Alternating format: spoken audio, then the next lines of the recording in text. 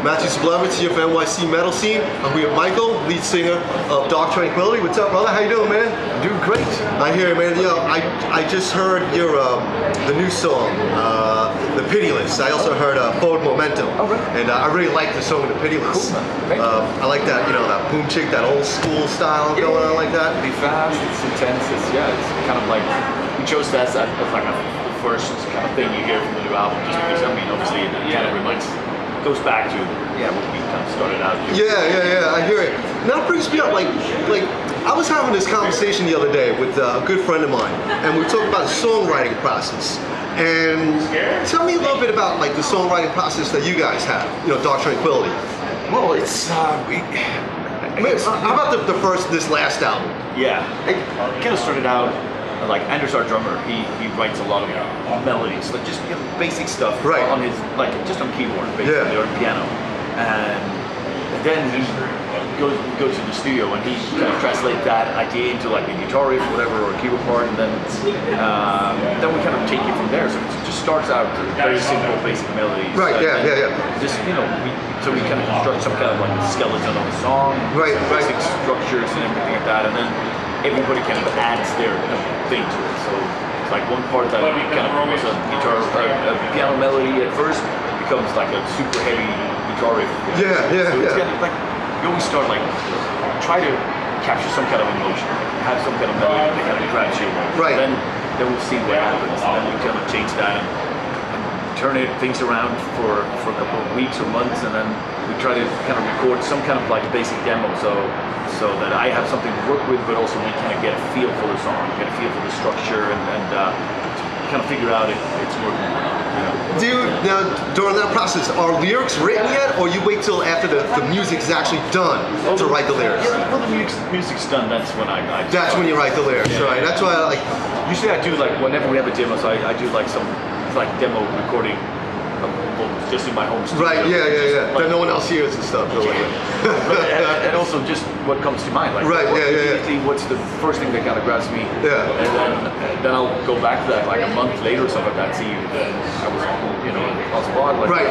Because usually like that first, what do you call it? Like the first impression of the song, the first stab of it. Right. Like that feeling is something usually right. Because one person, a buddy of mine was saying, idealistically, he would want to write like 15 to 20 songs, like have us learn the songs, and then choose which songs to and I'm like, dude, that's just not realistic. I mean, we just don't have enough time. I mean, it's not like we're going on tour or anything like that, and we all have different jobs.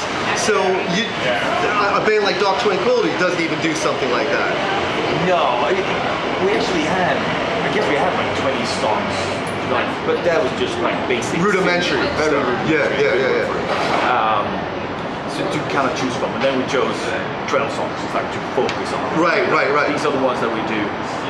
Then we recorded those, but then we realized, all right, we actually have a little bit of extra time. Then we kind of choose 2 other songs that are totally different to actually put them as like bonus tracks. So that's on the kind of like the CD edition of the album has 2 bonus tracks. They're very, very, very different from the other. Is that a lot different from when, let's say, you were recording like the Gallery in 1995 when you were younger? I mean, I don't know if you were living, I mean, I've pretty much been on my own since I was 17, 18, so I've always had to pay rent or whatnot, not pay mortgage. I mean, at that time, you didn't have much time to, it's like someone was writing a song, be like, hey, that fucking sounds really good. Yeah. Let me go with that, and then maybe you'll write the lyrics, because I know you used to play rhythm guitar as well. Yeah, but that was in, I stopped in 93, right, with the Sky Dancer was the first. Sky Dancer, yeah. It's like, no, I'm not good enough.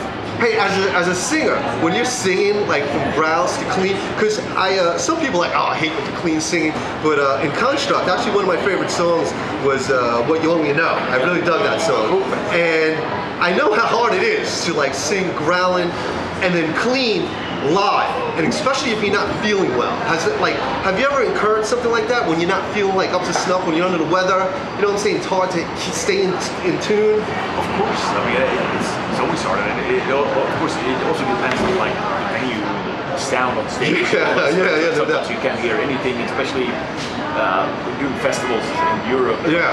You have like half an hour changeover just to get all your stuff in. Right, just get up there. Sound check, no nothing, just ran out. So yeah, it could be really difficult. It could be hard. And you like, if you're not feeling the clean vocals, are you just like, fuck it, man, let me just go back to my default vocals, like, you know what I'm saying? No, I know. You try to muscle through with clean and stuff. But now, the last couple of years I've been using like linear systems, so now I always have like perfect sound. Oh, that's awesome, It's so much better. It really saved me. Like, it's like, because it's really easy to kind of like blow your voice. Yeah, no doubt, exactly. 36 shows in a row, something like that. Yeah, that's what I'm saying. Like, that brings up a great point. What do you do to stay in shape when you're on tour? You know what I mean? You seem like you're probably about my age. I'm a touch over 40, let's just say that. You know what I'm saying? No, for me, like, taking care of my voice is important. Yeah. Like, not too much partying, like. Right, yeah. Not, absolutely. And also just, I'm warming up like every day for an hour or two. Just vocal warm-ups. That kind of stuff. Just to. Are you hitting the weights or anything, or maybe running or anything like that? Well, sometimes. But I guess I try to do that. But sometimes we just hang out. Drinking is good. I hear, but for someone that hangs out and maybe just drinks beer, doesn't lift much, but too many weights, it'll look like you're in pretty good shape. So I guess you're doing something right. I guess I try. And let me see. You know. Oh, go ahead. We're just ordering food. We're at a beer garden here in Lower Manhattan. I just have the burger of the week, whatever that is, with a salad, no fries, just salad. And then a nice beer, or something hoppy. Well, something Firestone Walker. Okay. There you go, nice. So there you go. So you get a little dinner. I hear you. So is that part of the tour? Takes care of that, the food and stuff like that. It's always interesting, especially coming here. Like finding good restaurants, finding good beers. It's sure. Without like day-to-day thing. Like one of the things that I enjoy the most actually with coming to America is like just finding cool places to eat, drink, and finding new cool craft beer. Like it's really exciting. It is a lot of fun. I mean, you could spend. I mean, you guys are Dr. Tranquillity is staying downtown here in Lower Manhattan. And I mean, just right around here, from here to the West Village, there's tons of different bars. I mean, you could spend 2-3 days just hitting bars all around New York City, Jersey City, that's vacation for me. Hoboken, and but like you said, you don't want to get too hammered because you got your big show on Friday night in support of your new album, Atoma. So, you know, it's interesting. So you guys have been together about 26, 27 years. When you were on tour all those times, especially in the last 10 years, have you ever come across where you ever felt like you were in danger from anything, like your life was in danger, like there was a life-threatening event, you know what I'm saying? Maybe there was a protest or something in a country, maybe like a coup d'etat or anything? Nothing like that. I mean, it's been like weird situations going on in and around like a show or something like that.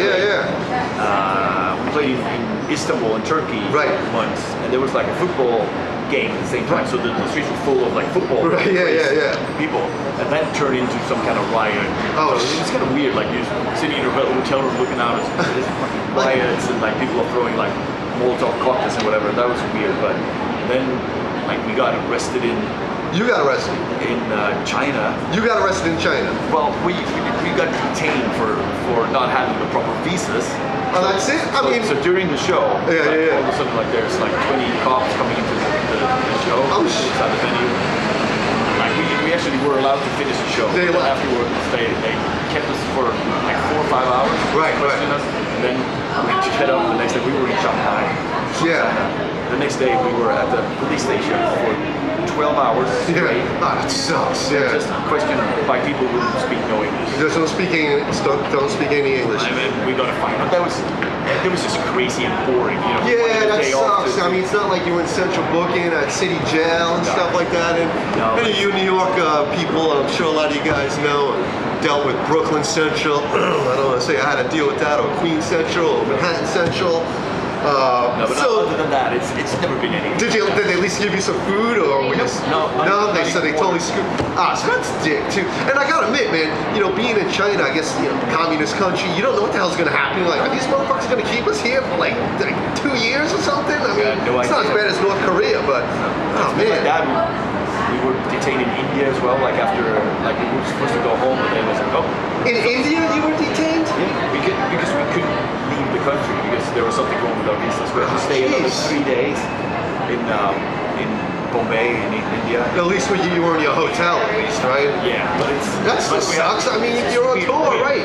Weird stuff like that. It's just like dealing with like bureaucracy like that, and like, you know, the different laws in different countries. I mean, it's a pain. Yeah, just getting a visa to go here, it's a pain in the ass. We have to do it every single time. This is our. We're going to touch on that in a second.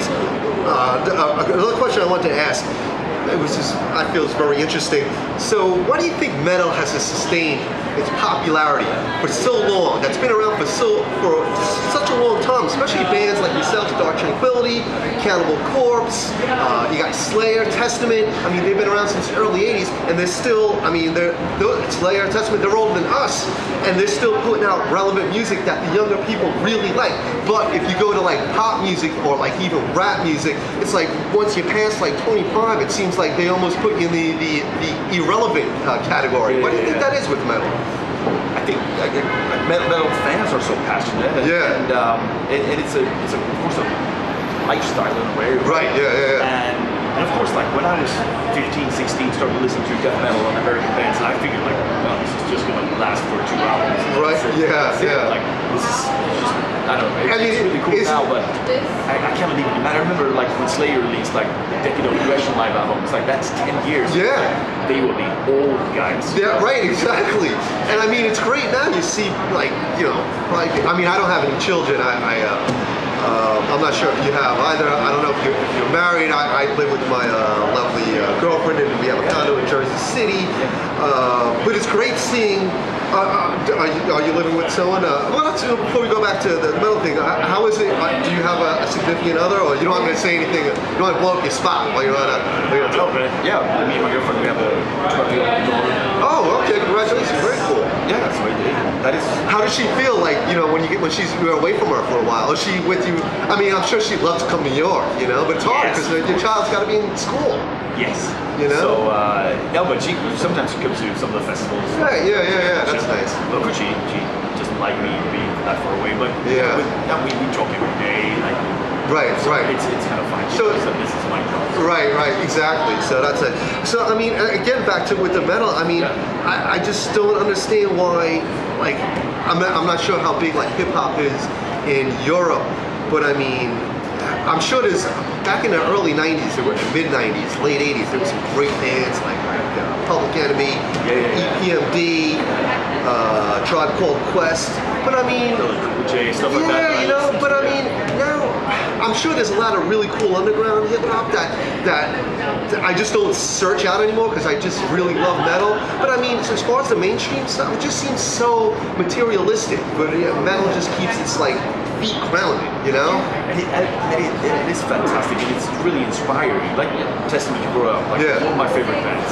And their album just came out on Friday. It's still I heard the new song. It rocks. It's amazing. So that's one of the bands that I grew up with. Yeah. Seeing them like play in so like in the local venue in Gothenburg. Right. Yeah. It's like blows my mind. You know, it's so amazing. And some of the old bands that are kind of like coming back, like Sacred Light bands. Right. Yeah. It's great. Like the whole circle of you know, old school thrash coming back, like from like the later 2000s and to now. It's my favorite, like Atheist came back for a while and kind of did a reunion. That was awesome. Right. For a while there. It's like incredible stuff. So like, I think Exciter, Exodus, awesome stuff. So you know what? Let's touch back to, we were talking about the beaches in the United States. We're outside, by the way. Hopefully you'll be able to hear us. There's some traffic going by. We're in Lower Manhattan. And So we are here in the United States, and today is November 2nd, and I bring that up because next week is the presidential election for the United States. And in Sweden, the Prime Minister is this gentleman, Stefan Löfven, and he is the leader of the Social Democratic Party. And the party supports social welfare provisions paid for by progressive taxation. If you said words like that around certain circles around the United States, you'd be like, "Commie!" Like you'd be verbally strung up. Yeah. Have you ever in Sweden or anywhere else in Europe, has anyone ever run on a platform of such hatred, racism, and bigotry and sexism as what's happening right now? I mean, I know a lot of people in the United. I'm probably going to get a lot of, "Oh, you suck, killing me blows," or whatever. I'm not saying I'm a fan of one of either. I'm just saying it's one of the person admitted he sexually assaults women. So, and this has been openly racist and bigotry and sexist. Have you ever seen anything like that in Europe where someone ran on a platform of sexism, racism, isolationism? Yeah, actually we have. Like in Sweden, like we have multiple parties. It's not like just two parties. Right. Okay. But the last couple of years, like this party that started out like a nationalist party, Right. Formed by like really racist people. Yeah. Like they are now kind of getting to power, so they have like 7% or something like that. Yeah, I hear it. Right. Which is super scary, and it's just because of the immigration crisis that's been going on in Europe, and all of a sudden, like even Swedes feel threatened by that, and realize that maybe these people will come to our country and change our way of life, which of course is not true, and it also means that, I mean, it's always happened like that, but it's just now way more, and of course it's difficult to deal with, but it doesn't mean you have to vote for a super fucking racist party. Build up crazy wall or just enclose yourself in. I mean, you're looking back throughout history, whenever you see the history of walls being built, you have the wall in, you've got a beer coming in right there. So, yes, thank you. Can I get a shot of Jameson's? Neat, not a shot, just neat. Yeah. That'd be great, thank you. I just don't understand it. I mean, can't someone just be secure enough in themselves and with their own, how they feel, not be so scared of being threatened by someone that's a little bit darker or browner or black or something? I just don't get it. I really don't either, and it's something that actually I've tried to write about in this album. Like, just what is it about us, that makes us so kind of tribal and so territorial? Yeah. Like, how come you always go like, people on the other side of the street, they are different. On the side of the city, like it's us versus them. Yeah. That kind of mentality.